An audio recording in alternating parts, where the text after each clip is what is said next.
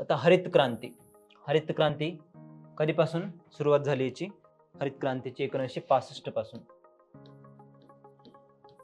1965 पासून. त्याची कारण जर बघितली 1950 ते 65 चा काळ बघा तुम्ही. 1947 ते 50 मध्ये संविधान निर्मितीची प्रक्रिया जी आहे ती राबवली जात होती. 1951 ला जे आहे ते पंचवार्षिक योजना चालू झाली. औद्योगिक धोरणं जी आहे ती आखली गेली. शेती क्षेत्रावर मोठ्या प्रमाणात त्या ठिकाणी भर देण्यात आला. पण 1960 नंतर जे आहे ते भारत पाकिस्तान युद्ध झालं 62 ला.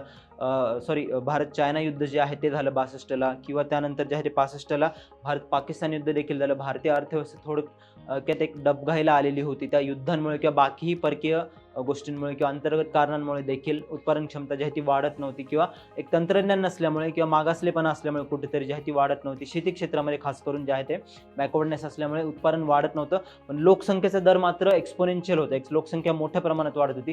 तर त्यावेळेस 1965 ला अशी वेळ आली ना मित्रांनो, 60च्या दशकापासूनच अशी वेळ आली ना की अन्नधान्याची टंचाई जी आहे ती देशांतर्गत जाणवायला लागली.